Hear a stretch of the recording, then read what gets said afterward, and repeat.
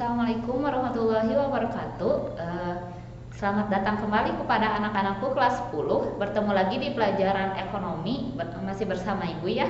Nah, kita sekarang sudah memasuki bab 3. Seperti yang kalian lihat di belakang Ibu ya, judulnya itu adalah bab 3 peran pelaku ekonomi dalam kegiatan ekonomi gitu. Jadi ini lanjutannya ya, seperti biasa, lanjutan dari bab 1 dan bab 2. Nah, sekarang kita langsung masuk aja ke materinya biar video ini tidak terlalu panjang ya.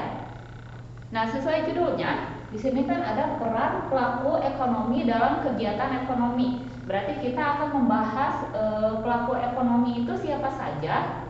Dan seharusnya kalian juga sudah tahu ya, di bab 2 itu sudah dibahas sedikit mengenai pelaku ekonomi. Sekarang kita akan membahas tentang perannya itu apa sih dalam kegiatan ekonomi. Nah, sebelum masuk ke pelaku ekonominya, kita harus membahas tentang produksi. Kenapa kita masuk ke bahasan produksi? Karena produksi itu adalah salah satu dari kegiatan ekonomi. Jadi produksi itu harus dibahas duluan gitu ya. Nah, sekarang kita akan membahas produksi. Produksi itu apa sih? Nah, produksi adalah kegiatan menambah faedah dari kegunaan suatu barang atau jasa gitu. Jadi produksi ini ada kegiatannya, entah itu dengan cara mengubah ataupun tidak mengubah dari asal barang tersebut gitu. Itu disebutnya produksi. Tetapi kegunaan atau faedah dari produksi barang tersebutnya itu bertambah gitu, bukan hanya sekedar hanya barang itu saja gitu. Misalkan kalau spidol ya spidol aja untuk menulis, nah tidak seperti itu. Yang namanya produksi itu harus menambah faedah dari barang tersebut. Misalkan spidol ini kan terbuat dari plastik ya. Asalnya plastik itu tidak bisa digunakan untuk menulis misalkan. Tintanya juga kalau tidak ada tempat menyokongnya itu tidak bisa digunakan untuk menulis. Tetapi saat sudah diolah, maka plastik dan tintanya itu bisa bersama-sama digunakan untuk menulis. Nah, kegunaan tadi untuk menulis itu disebutnya kegiatan produksinya gitu, yang tadi dari cara mengubahnya dari bahan mentah menjadi barang menjadi, itu disebutnya kegiatan produksi. Nah, produksi itu ada dua, ada produksi barang, ada produksi jasa. Kalau produksi barang ada kegiatan untuk merubah bentuk asalnya dari bahan baku menjadi barang jadi. Yang tadi bentuk plastik dan bentuk tinta itu kan tidak seperti ini asalnya, tidak seperti spidol. Nah, setelah diolah baru menjadi spidol. Itu disebutnya produksi barang karena kegiatan merubah produk ya. Yang kedua adalah produksi jasa. Kalau produksi jasa ini kegiatannya tidak merubah produk dari barang tersebut, tetapi menambah kegunaan atau faedah dari barang tersebut. Contohnya seperti ini. Bengkel misalkan. Bengkel itu kan mempunyai produk asal itu oli ya. Misalkan oli ya, karena selalu ada di bengkel oli atau ban atau apapun itu. Oli misalkan. Nah, oli ini ya tetap saja bentuknya itu akan menjadi oli pada saat digunakan nanti. Nah, ayah mang bengkel kan apa ya disebutnya? Pokoknya mang bengkel aja ya yang bekerja di bengkel tersebut. Kita misalkan membawa kendaraan kita untuk diganti olinya, maka akan diganti oleh si mang bengkel tadi dengan oli yang baru gitu. Nah, apakah olinya berubah gitu? Berubah bentuknya, berubah kegunaannya? Itu enggak. Tapi oli tersebut tidak akan berguna atau berfaedah jika mang bengkel tadi tidak mengganti oli kendaraan kita. Nya angger we intina mah mun teu dipake mah teu guna gitu tah si oli eta teh. Ya, itu yang disebut dengan produksi jasa. Jadi tanpa harus mengubah bentuk asalnya. Kenapa? Karena yang diproduksi itu adalah jasa mang bengkel tadi memindahkan oli baru ke motor kalian atau mobil kalian seperti itu. Itu produksi jasa. Yang berikutnya adalah tujuan produksi gitu. Ini poin yang kedua ya, tujuan produksi. Kenapa sih kita harus melakukan produksi? Nah, secara umum produksi ini diperlukan untuk memenuhi kebutuhan manusia agar mencapai kemakmuran gitu. Kan inti dari semua masalah ekonomi itu adalah kebutuhan. Jadi kalau kebutuhannya tidak tercapai, ya berarti kita tidak berhasil gitu ya melakukan kegiatan ekonomi gitu.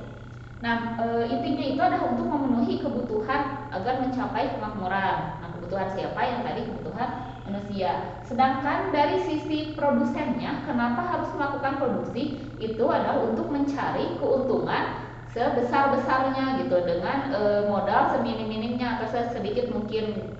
Itu tujuan dari produsen memproduksi barang gitu atau menambah nilai guna suatu barang. Nah, yang berikutnya masuk ke faktor-faktor produksi. Apa saja sih faktor-faktor yang diperlukan dalam produksi ini? Yang pertama itu ada faktor produksi alam. Nah, faktor produksi alam itu yang memang sudah tersedia dan ada di alam. Contohnya tanah, air, udara, bukan avatar ya. Intinya faktor-faktor yang memang sudah ada dan tersedia di alam, seperti itu. Nah, yang kedua ada faktor produksi tenaga kerja. Faktor produksi tenaga kerja ini berkaitan dengan keterampilan atau keahlian si tenaga kerja tersebut. Jadi tenaga kerja ini secara umum terbagi atas tenaga kerja terdidik, tenaga kerja terampil, dan tenaga kerja tidak terdidik dan terampil. Nah, tenaga kerja terdidik itu contohnya seperti orang yang menempuh pendidikan tinggi, misalkan untuk mencapai suatu pekerjaan atau profesi. Jadi kan biasanya pekerjaan atau profesi itu selalu ada syaratnya ya untuk pendidikan. Misalkan untuk menjadi seorang guru minimal S1 atau untuk menjadi dosen minimal S2 kayak gitu. Jadi kalau belum menempuh pendidikan tertentu tidak bisa melakukan pekerjaan tersebut gitu. Itu tenaga kerja terdidik. Kalau tenaga kerja terlatih atau terampil, misalkan tidak memerlukan pendidikan khusus, tetapi memerlukan keahlian khusus untuk melakukan pekerjaan tersebut. Contohnya seperti ini. Untuk membuat pakaian, maka seseorang harus dapat menjahit pakaian tersebut dengan baik dan benar gitu, dengan rapi. Nah, keterampilan menjahit ini didapatkan bisa dia belajar otodidak ataupun mengikuti kursus. Itu yang disebut dengan tenaga kerja terampil. Yang berikutnya adalah tenaga kerja tidak terdidik dan terlatih atau terampil. Nah, biasanya tenaga kerja yang seperti ini itu mengandalkan kekuatan fisiknya atau tenaganya untuk menyediakan jasa atau untuk membuat produksi, misalkan kayak kuli sih yang ibu tahu, misalkan kayak kuli ya yang suka ngangkatin barang, itu mengandalkan tenaganya. Nah, yang berikutnya kita masuk ke faktor produksi modal. Nah, kalau faktor produksi modal ini meliputi dari barang sebelum produksinya gitu. Barang yang dimaksud di sini ini bisa berbentuk uang, bisa juga berbentuk mesin gitu. Jadi apa saja barang yang dapat mendukung proses produksinya itu bisa disebut modal. Tapi biasanya modal ini konteksnya bukan bahan baku ya, berbeda dengan bahan baku gitu. Tetapi secara umumnya yang tadi kita bisa menyebut modal itu sebagai mesin atau dana gitu untuk proses produksi. Nah, modal ini bisa didapatkan dari modal pemilik sendiri ataupun modal dari investasi gitu. Jadi kalau ada orang lain berinvestasi ke perusahaan kita itu masuknya ke modal gitu. Jika kalian sering mendengar istilah pembelian saham dan lain-lain, itu tujuannya untuk ini, untuk menambah modal. Nah, yang berikutnya ada faktor produksi keahlian. Kalau faktor produksi keahlian ini berkaitan dengan keahlian, keterampilan atau skill dari si pengusaha itu sendiri agar produksinya itu dapat berjalan dengan lancar dan dapat memasarkan produk tersebut. Itu disebutnya faktor produksi keahlian. Nah, yang berikutnya, materi yang berikutnya ini mengenai teori perilaku produsen. Tadi kan kita sudah membahas tentang kegiatan produksinya, sedangkan orang yang melakukan kegiatan produksi tersebut itu disebutnya adalah produsen.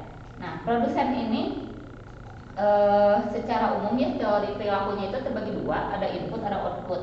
Apa itu input? Jadi input itu adalah proses penggabungan dari semua faktor produksi agar menghasilkan produk gitu, entah itu produknya dalam bentuk barang ataupun jasa, itu disebutnya input. Sedangkan output adalah keluarannya atau produknya itu sendiri, baru disebutnya output. Ingat bahwa input itu adalah prosesnya atau penggabungan faktor-faktor produksi, kalau outputnya itu adalah keluaran atau produknya, gitu ya.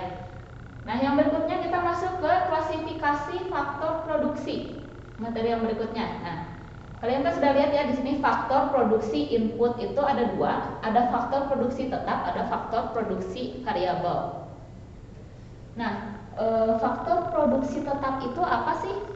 Jadi faktor produksi tetap adalah kategori faktor produksi yang tidak akan berubah mengikuti banyaknya produksi. Jadi faktor produksi tetap ini umumnya sudah dimiliki, tetapi besarannya atau banyaknya itu tergantung dari besar perusahaannya. Nah, contoh dari faktor produksi tetap itu seperti apa? Atau kalau di akuntansi itu disebutnya fixed asset ya. Nah, faktor produksi tetap itu contohnya seperti mesin, gedung, tanah, kendaraan, dan lain-lain itu disebutnya faktor produksi tetap. Kenapa? Karena banyaknya itu tidak berubah mengikuti banyaknya produksi. Jadi misalkan kalian menyewa sebuah gedung untuk melakukan produksi di gedung tersebut. Mau kalian produksi 500 produk, 1000 produk, 2000 produk, tetap aja bayar gedungnya masih segitu gitu. Jadi tidak akan berubah. Pembayaran gedungnya itu tetap aja segitu. Itu disebutnya faktor produksi tetap. Yang berikutnya adalah faktor produksi variabel, kebalikannya dengan faktor produksi tetap. Jadi banyaknya produksi yang diperlukannya itu berkaitan dengan banyaknya jumlah produk yang ingin dihasilkan. Kalau kalian tadi ingin membuat spidol, misalkan untuk membuat spidol membutuhkan berapa banyak tinta, berapa banyak plastik kayak gitu. Jadi itu benar-benar dipengaruhi atau lebih kita kenal dengan bahan baku. Jadi kalau kita ingin membuat 100 buah produk, maka bahan bakunya juga harus untuk 100 buah. Kalau kita hanya menyediakan 50 buah, apakah akan jadi 100 buah? Ya enggak. Jadinya tetap 50 buah. Jadi mengikuti ya faktor produksi variabel ini. Nah, materi yang berikutnya mengenai fungsi produksi jangka pendek. Jadi fungsi produksi itu ada jangka pendek, ada jangka panjang. Nah, tadi kan Ibu bilang di sini bahwa variabel itu bahan baku ya. Biasanya kalau di faktor produksi jangka pendek itu faktor produksi tetapnya sedikit, sedangkan faktor produksi variabelnya banyak. Kenapa? Karena biasanya mengejar bahan baku gitu. Kebalikannya kalau di faktor produksi jangka panjang, semua faktor produksi itu bakal jadi faktor produksi variabel. Maksudnya bisa berubah. Gimana Bu? Maksudnya saya pusing ya. Pusing, ini tetap faktor produksi ini memusingkan.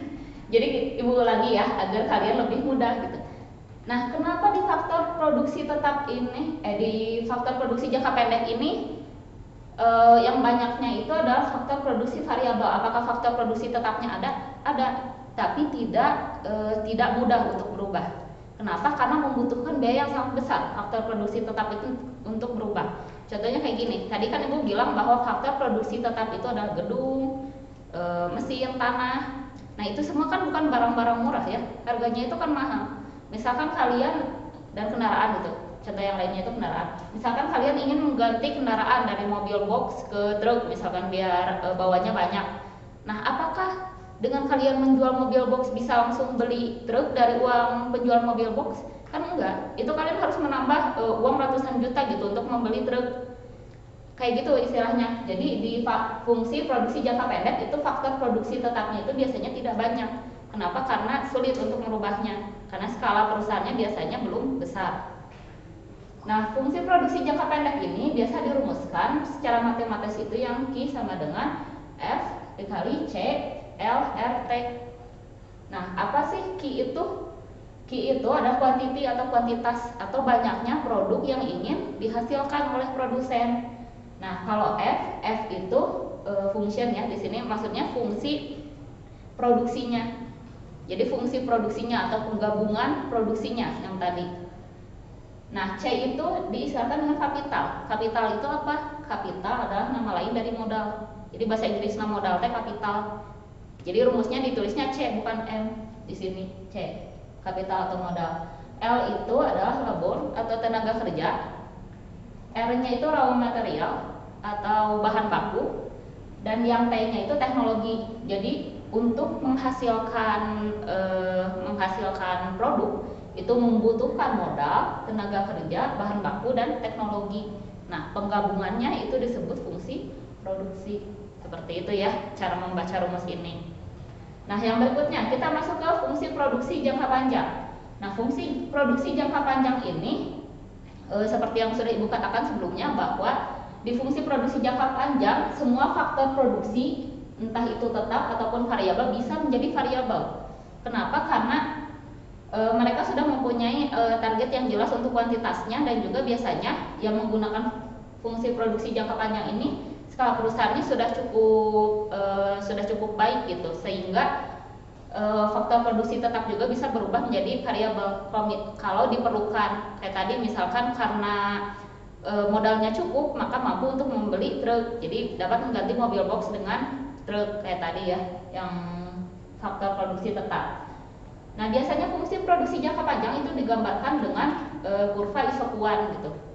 Kurva isokuan, isonya itu sama, kuan itu kuantitas atau banyaknya.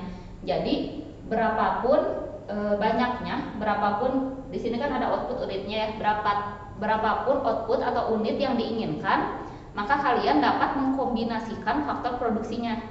Contohnya kayak gini, ini kan output unit yang diinginkannya itu sama dari A sampai E. Misalkan ini ada 5 cara yang berbeda ya, dari A sampai E itu semuanya sama, outputnya itu menginginkan 100 buah produk gitu atau 100 unit produk. Nah tetapi modal dan tenaga kerjanya itu dapat dikombinasikannya berbeda, itu disebutnya kurva isokuan. Bagaimana cara mengerjakannya dalam kurva? Nah misalkan yang A di sini output unitnya modal atau mesinnya itu 1, tenaga kerjanya 12. Ya berarti kita seperti biasa ya, kalian juga sudah bisa membuat kurva. Kurva yang di bawah ini untuk modal, kurva yang ke atas yang horizontal ini untuk tenaga kerja. Dikasih 1 sampai 12 dua-duanya, kemudian dikasih garis yang pertama yang A yang ini. Tenaga kerjanya yang diinginkan 12.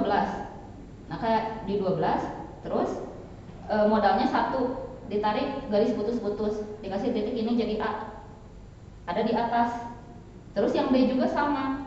Yang B itu outputnya masih 100, modalnya 2 atau mesinnya 2, tenaga kerjanya 8, jadi berkurang. Nah di tenaga kerjanya kita tarik garis putus-putus 8 dan di modalnya atau mesinnya 2. Nah kenapa tidak modalnya 1 aja tapi ininya 8? Nah secara logika itu tidak bisa. Jadi kalau kita ingin mengandalkan tenaga kerja, maka kita cukup sedikit saja menggunakan mesinnya. Kenapa? Karena kita mengandalkan tenaga kerja. Jadi kalau di PKWU itu apakah kalian ingin membuat kerajinan atau kalian ingin membuat produk biasa? Secara logika kerajinan itu biasanya dibuat menggunakan tangan kan, sulit untuk menggunakan mesin itu. Berarti kalian membutuhkan banyaknya tenaga kerja, bukan banyaknya mesin. Kalau tipe produknya seperti itu. Tapi kalau tipe produknya itu ingin memproduksi banyak gitu, tetapi estetiknya sama aja, tidak perlu beda-beda gitu. Kan kalau yang namanya kerajinan setiap produk itu akan berbeda ya hasilnya itu. Kalau kalian ingin membuat produksinya banyak, ya cukup mesinnya aja yang dibanyakin. Jadi pakai cara yang E outputnya 100, modalnya atau mesinnya 12, tenaga kerjanya cukup 1 orang sebagai operator, bukan sebagai yang membuat produk kayak gitu ya. Jadi ini tinggal kalian tarik putus-putus aja. Nah kalau yang C, satu lagi yang C outputnya masih 100, modalnya 4, tenaga kerjanya 4. Nah kalau yang C ini berimbang antara banyaknya tenaga kerja 4 dan juga banyaknya modal atau mesin yang digunakan. Yang D, yang E seterusnya sama seperti itu ya. Nah yang berikutnya tinggal kalian tarik aja garis dari A, B, C, D, E. Ini disebutnya Q, garis ini Q sama dengan 100 tuh. Sama kalian bisa tarik garis ya melengkung kayak gini. Jadi sama aja outputnya itu Q yang ini, yang 100. Tetapi bisa menggunakan cara A, cara B, cara C, cara D, cara E. Tergantung tipe produk kalian itu seperti apa gitu kalau di produksi yang fungsi produksi jangka panjang. Nah itu yang bab 3 pertemuan ke-1 ya. Udah 1 papan tulis. Nanti kita akan bertemu lagi di pertemuan kedua. Jangan lupa kalau misalkan kalian masih belum mengerti, silahkan tuliskan saja di kolom komentar postingan ibu di Classroom ini ya. Nah jangan lupa di like dan subscribe. Terima kasih yang sudah menonton video ini. Assalamualaikum warahmatullahi wabarakatuh. Sampai jumpa di bab 3 pertemuan kedua.